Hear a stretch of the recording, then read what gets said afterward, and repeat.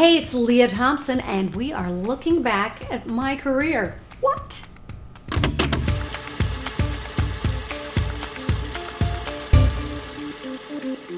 Jaws 3D. Jaws 3D was my first film, and I got it right here in New York City, and I didn't even have dialogue. I had to make up a monologue, and I was really just a ballet dancer. I don't really know how I got the part, but I did. I remember Kevin Bacon was there working with his girlfriend at the time on her thing in the audition. And what was really weird was that I knew I was making a movie about sharks, but we landed in Orlando where there's no ocean. I was like, where's the shark? Anyway, I did all my own stunts, and I skied on a water skier pyramid. So there was like 8 guys on the bottom, 2 girls on them, and then 1 girl on top, and I did that stunt by myself, and they put it on the ocean in Key West, which was really scary and dangerous. Red Dawn. Red Dawn was just the most fun I ever had making a movie because it was like camp, and my only makeup was I would squint my eyes and they'd put Texas dirt on my face, and we got to ride horses and carry on and shoot guns. It was, I don't know how we survived it. It was crazy, but I had a great time. It was so fun.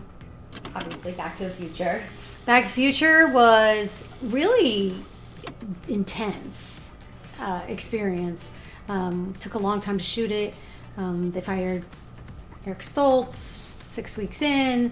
It was a very high stakes poker, and obviously had no idea that it was going to last and be so beloved 40 years later. And I just did a Comic-Con this weekend with all the guys, and we just laugh. We have the best time. Howard the Duck. Howard the Duck was another really, really hard film to shoot. It was 6 months. I had 2 hours in hair, and then like half hour in makeup. It was a nightmare. And then it came out and got really bad reviews, but it made its money back, and people still love that movie. Some Kind of Wonderful, one of my favorites. Oh, thank you. Some Kind of Wonderful. I met my husband. I originally turned it down. They cast another actress. They fired her and put me back in it. Put me in it because I was in mourning for Howard the Duck. I was like, I better get on that horse. I better do a movie or I'll never work again. So, and then I met my husband, and I have one of the paintings that's not in the movie that was in my house still, and I still have my husband that directed it. Do you think like that one sort of, I feel like in the Brat Pack movie it kind of gets like, not lost, but it doesn't get as much attention as it deserves. Did you always feel like that, like when sort of the Brat Pack became a thing? Yeah, I think it's a really unique movie in the John Hughes world. It still holds up really well. I don't think there's a lot that's objectionable, and the beginning, the soundtrack's awesome. The whole opening with the drumming and the train and making out, it's just it holds up. It's a good movie. Tales from the Crypt. Tales from the Crypt was really fun. My husband directed that, and it was his first TV thing, so he was really nervous. I was also shooting Back to the Future 2 at the same time. I was doing Bifferific, I think. So I had all this makeup on, and then I had to take the makeup off and then go to work and put other makeup on, like not makeup, prosthetics. So my face was like hamburger. But I had a really good time doing that. And one thing that was funny about that show was right before my husband, we were just about to roll, and it was like rolling, speed, and I said, hey, honey, I'm going to do a New York accent. And he went, what? And went, action. And I went, silly me, what was I thinking? And he's like, all right. My beauty, silly me, what was I thinking? So that was funny. I also had to make out with my best friend's boyfriend in that, which really was gross. I was like this, ew! And my husband was like, act like you enjoy it. I couldn't do it. It's hilarious. Caroline in the City. Caroline in the City was really a great experience. I had a baby, and I had just had another baby. So what's funny about Caroline in the City is I had a baby in November. I shot the pilot in January, and I was 40 pounds overweight. So by the time they shot the first episode, I'd lost 40 pounds. So between the pilot and the first episode, I lost 40 pounds. No one seems to notice, but it was a lot. SVU. SVU, it's so funny. I just saw an article like saying it was the best SVU ever. It was such a sweet thing. So long ago. But what was crazy about it for me was I sat down to work with some unknown theater actress named Viola Davis. And I was just like, huh. And she starts doing the rehearsal, and I was like, whoa, wait a second. Who is this person? Whoa, she was so amazing. That was just always stuck with me, how brilliant she was doing nothing. Jane Doe. Jane Doe was so fun. That's when I first started to direct. It was for the Hallmark Channel. I did, I think, 9 Jane Doe movies.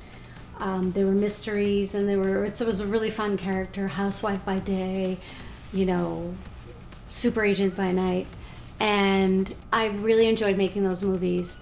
And like I said, that was my directing debut. So I'm grateful. Switched at Birth. Switched at Birth it won a Peabody Award, and it won a Critics' Choice Award. It was such a lovely show because it brought deaf and hard of hearing people to the front and center, and portrayed them with empathy, kindness, and just as people. And we all had to learn sign language, most of which I've forgotten, unfortunately, except for to say that you are beautiful, and thank you. I hope you have a nice day.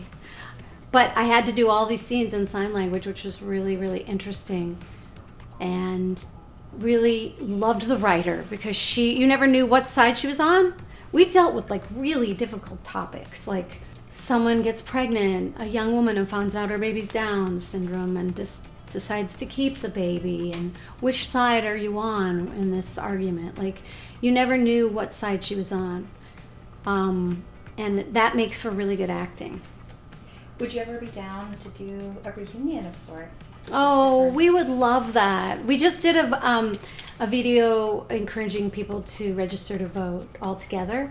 We shot it each and put it all together, and it was just fun on our thread. You say this, no, you say that. Okay, then we'll cut it like this, and then you put it on this. So it was fun to get together with them. I'd love to. I love them, all of them. And just see where those characters are, 10, 15 years down the road would be really great. It would be great. It would be really great. And there's so many fans, and they use it as an educational show to teach people about ASL.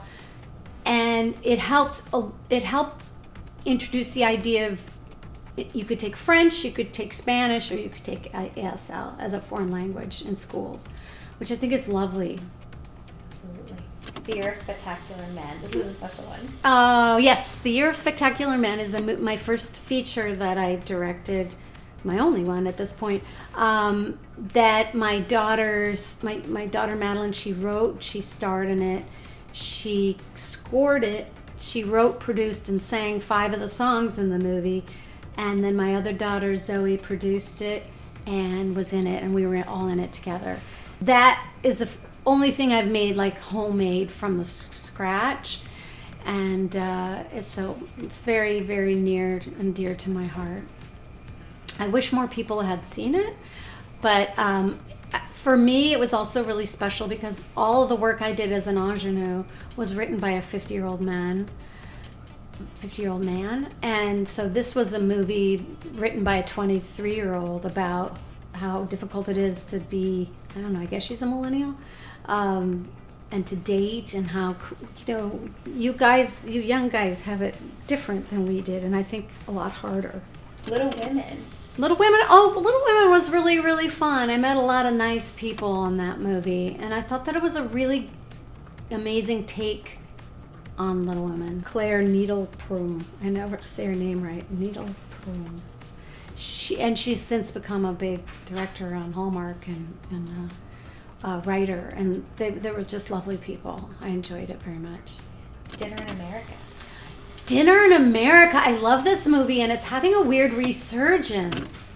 I don't know if it's on Hulu or something, but I keep getting DMs from, or like fans telling me they're seeing that movie, and it was just so, I loved that movie. I don't have the biggest part in it, but the movie itself is so fun, and I feel really lucky. It was like in the Sundance competition. I don't know what happened, but I love that I can do these kind of chaotic indie movies and also do Hallmark streaming. I feel really lucky. Spencer Sisters. The Spencer Sisters, I wish that would have lasted longer. That series I did. Stacey Farber played my daughter, and it was such a fun character because I got to be like fabulous, and I don't usually get to be fabulous. And I really enjoyed that. And I think it's hilarious that within 2 years I do a show. I've only done 4 series as a regular. And the Carolina City, Switched at Birth, the Spencer Sisters, and now Chicken Sisters. Now, how does that happen within a year of each other? But I had a great time with that show, and that just got kind of stuck in this weird world where everybody's getting fired and companies are moving, and everything is shuffling. You have a thing for sisters, like Switched at Birth, like sister, like family, Chicken Sisters, Spencer Sisters, like lots of sisters work here. Yes, I know. Well, thank goodness there is this, I call it woman TV. There is this, I've spent the last 20 years of my career in girl TV, which I thank God it exists, because otherwise there'd be no parts for women my age. There'd be nothing. So that's why I branched out and I've directed so much. But really, I'm now I get my insurance from the DGA now because I work more as a director than an actor. And now we get to Chicken Sisters. Mm-hmm. Just a little bit about like you're at this point in your career, what the show means to you. Well, I love my business. I love being part of a greater whole. I've always really enjoyed making movies and TV that lift people up, that are about community, that are about family, about love. You won't see a lot of horror movies in my resume. I really wanted to put good in the world, and I think a show like this is lovely about how we have so much more in common than we have problems with each other, that we're all, I love people, and so I love this show, which is about a community. I think we're all longing for that, because we're all addicted to our phones, and we think that's a community on Twitter and Facebook, but it's not. A community needs to be people working out their problems together. And so I really love the show for that reason. And I also love working with wonderful women. And the show is a lot of great women writers and camera operators and directors, and just the most delicious, kind group of actresses that you could ever hope for. And when it all boils down to it, that's how I'm spending my life. So I want to spend it with lovely people and lovely women and people who are trying to put good in the world.